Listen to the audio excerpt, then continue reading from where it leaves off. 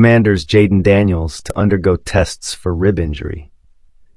The Washington Commanders don't yet know if quarterback Jayden Daniels will miss any time with a rib injury that caused him to leave Sunday's win over Carolina in the first quarter. But they did find out they could still be effective on offense without him. Daniels suffered a rib injury on Washington's first possession and was eventually ruled out. Marcus Mariota replaced him and completed 18 of 23 passes for 205 yards and 2 touchdowns, while leading 6 scoring drives in the 47 route. Coach Dan Quinn said he had no update on Daniels after the game, saying more tests would be conducted Monday to determine the extent of his injury.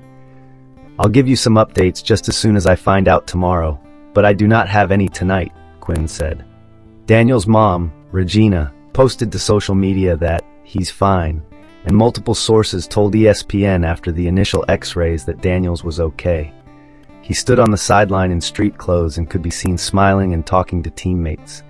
He hugged Carolina quarterback Bryce Young after the game, as well as Washington owner Josh Harris, among others. "It's going to take some time, whatever it is," Mariota said of Daniels' injury. "We have no idea, but he was in good spirits. We'll take it day to day." Washington 5-2 hosts Chicago 4-2 on Sunday in what would be a matchup of the top 2 quarterbacks picked in the draft, with the Bears having selected Caleb Williams 1 spot ahead of Daniels. "You know he's a tough player," receiver Terry McLaurin said. "He'll do whatever it takes to get ready for next week." Coaches and teammates said they weren't sure when Daniels suffered the injury. It appeared to happen at the end of a 46-yard run on the Commanders' first play from scrimmage. At the end of the run, Daniels turned slightly to his left to try to stiff-arm Panthers safety Lonnie Johnson Jr. Linebacker Marquise Haynes helped tackle Daniels from behind as well. After the next play, a handoff to Austin Ekeler, Daniels appeared to grab at his left side as he carried out a fake run to the left. Daniels carried the ball 2 more times on the series, one time awkwardly going to the ground rather than sliding to give himself up. After the possession, trainers examined Daniels on the sideline before he went to the medical tent. He threw a warm-up pass on the field before the Commanders' next offensive series and grimaced in pain. He left the field and slammed his helmet to the ground on the sideline as Mariota took over. Daniels, who has been the main spark plug on an offense that entered the game ranked 2nd in scoring, soon walked into the locker room for the remainder of the half. In the first 6 games, Daniels completed 75.3% of his passes for 1,404 yards, 6 touchdowns and 2 interceptions. He also rushed for 322 yards and 4 more scores. "He's the leader of our team essentially, and he's a phenomenal player, going to be great player for a long time," tight end Zach Ertz said. "So, first thought is obviously just worried about him, and then from there just got to get back out there and play. We got a lot of confidence in Marcus." Mariota, who spent the first 4 games of the season on injured reserve because of a strained pectoral muscle, executed the offense at a similar pace. He misfired on his first 3 passes, but later led a 92-yard touchdown drive just before halftime. Mariota threw only 2 more incompletions the rest of the game. "I wasn't surprised that he performed well," Quinn said of Mariota. "I see the extra things that he does. It was good to see that confidence back in him and to see the joy on the sideline for him, because everybody feels his support. Not just Jayden, everybody does. He's got that kind of impact about him. He's been through it. He's a really excellent teammate, and the guys feel that." 5 takeaways from Washington's win over Carolina. The Washington Commanders secured their 5th victory of the season and surpassed their win total from 2023 with a 47 win over the Carolina Panthers. Here are 5 takeaways from Week 7. 1. An update on Jayden Daniels. As big as the Commanders' win over the Panthers was for the season and franchise, it did come with some concern. Quarterback Jayden Daniels left the game with a rib injury and did not return after the offense's opening drive. There hasn't been much official news from the team regarding Daniels' status. Coach Dan Quinn said after the game that Daniels would go through more testing on Monday, but did not have any new information at the moment of his press conference. What we do know is that Daniels returned to the sideline in street clothes in the second half, flashed a few smiles, and waved to the crowd. It also helped that Washington was up 27-0 at halftime, so there wasn't an immediate need for him to come back.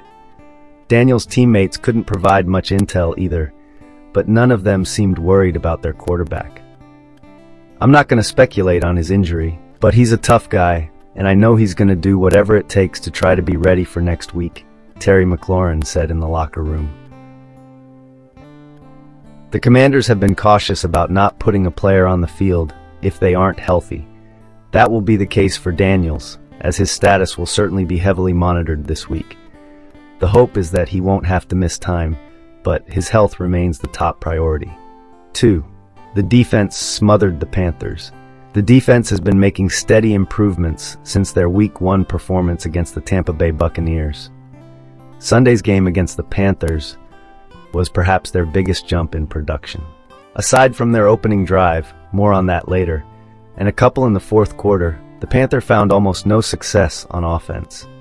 They were held to just 1 third-down conversion and 110 yards in the first half, and they were even less productive in the second, as they ended the day with just 180 total yards on 43 plays.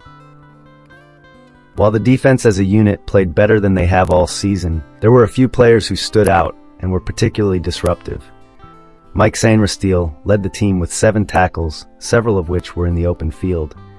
Frankie Luvu also added another sack on the season and added 4 stops, one of which was for a 2-yard loss. And as for Andy Dalton and Chuba Hubbard, 2 of the Panthers' biggest weapons, they were held to some of the lowest yardage totals in their careers. Dalton was limited to less than 100 passing yards for just the 9th time in his career in game where he was the starter, and Hubbard had his second worst rushing performance of the season with 52 yards.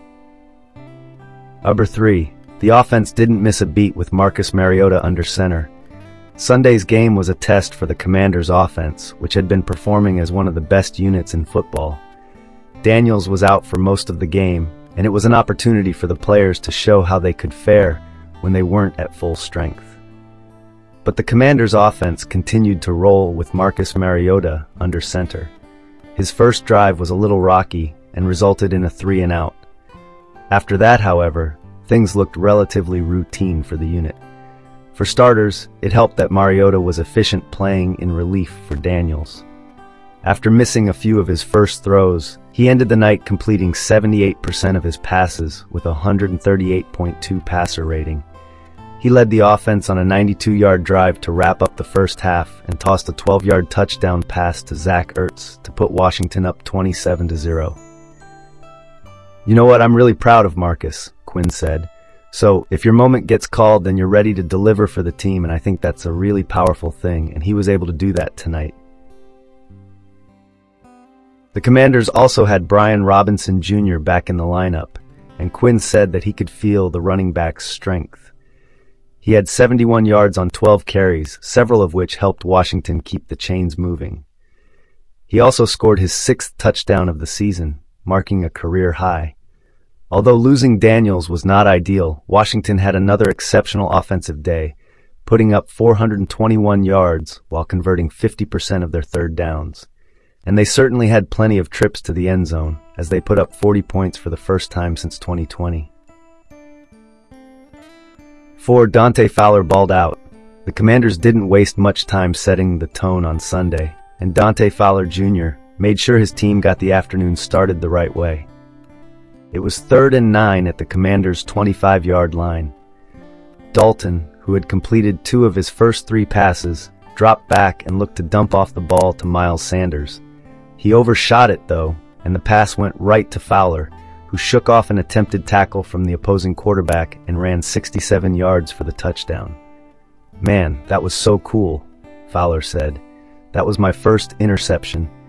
Just be able to return it for a touchdown, man. That was like I was in a dream." It wasn't the only positive play from Fowler, who filled the stat sheet with 2 tackles, a sack, a pass breakup, and a quarterback hit. Fowler also took down Hubbard for a 2-yard loss on 4th and 1 by wrapping up the running back before the play could even take shape. The play led to Washington getting in range for a 49-yard field goal.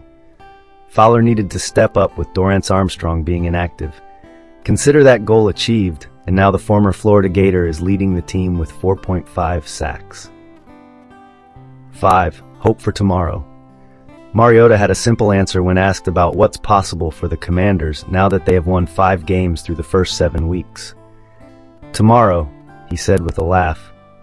And I think that's the beauty of it. Coach Quinn talks about all the time that we're just trying to get better every single day, and that's all we can control. If we just focus on that and we just keep stacking these days, when we pick our heads up in January, I think we'll like where we're at. There's still plenty of time between now and the playoffs, but it becomes more and more difficult to avoid thinking about how the Commanders could be competing for something in January.